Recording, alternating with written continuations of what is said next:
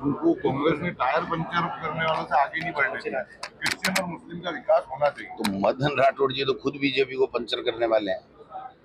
मदन राठौड़ जी का कोई इस 6 महीने में 8 महीने में कोई बीजेपी को आगे ले जाने का कोई विजन देखा?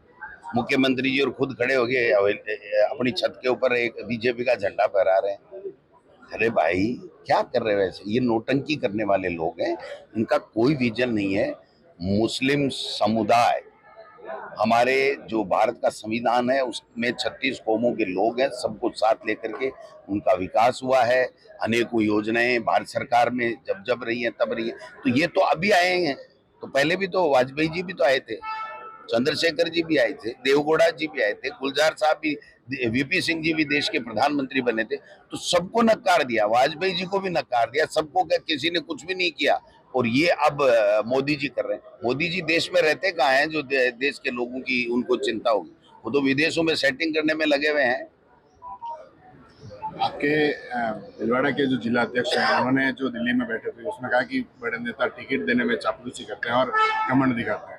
क्या करते हैं? टिकट देने में चापलूसी रखते हैं और बड़े नेता है तो घमंड दिखाते हैं। नहीं, देखिए उन्होंने पर्टिकुलर किसी के लिए नहीं कहा। उनका ये कहना था कि भाई जो भी नेता है वो प्रेम भाव से मिले और नीचे के लेवल से जो लोगों में रहता है उसको टिकट मिले। एक सुझाव मांगे थे, उन्होंने सुझाव दिया था और अच्छा सुझाव था, कोई बुरा सुझाव नहीं था।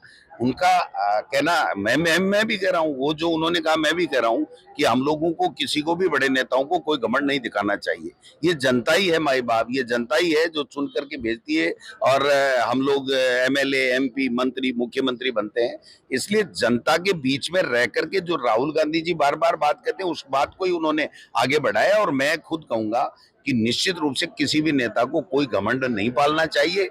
और कांग्रेस पार्टी का जो हमेशा से यही रहा है कि जनता के बीच में जाकर के उनके सुख दुख में भागीदार बनो, उनके बीच में रहो, उनकी समस्याओं का समाधान करो। निश्चित रूप से कांग्रेस पहले भी थी और आगे भी कांग्रेस पार्टी की सरकार आएगी।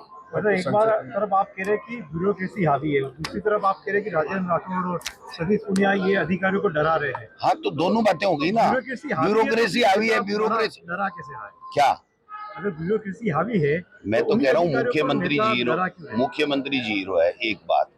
दूसरी बात, अनाधिकृत कमेटी जो भारतीय जनता पार्टी के जो हारे हुए नेता उनकी बना करके और पूरा परिसीमन करवा रहे हैं। और ब्यूरोक्रेसी इसलिए हावी है कि जो भी जितना भी भ्रष्टाचार हो रहा है उसकी कोई परवाह उनको नहीं है, जनता की उनको कोई परवाह नहीं है, जनता की जन सुनवाई से उनको कोई लेना देना नहीं है। पूरे तरीके से टेंडर फेंडर गुजरात की कंपनियों को देना, ये सारा खेल चल रहा है। तो वो काम में वो गड़बड़ कर रहे हैं, बाकी कामों में ब्यूरोक्रेसी गड़बड़ कर रही है और उस पर कोई कंट्रोल नहीं है। मुख्यमंत्री जी का कोई नियंत्रण नहीं है, कोई विजन नहीं है। बार बार मैं ये कहना चाह रहा हूँ।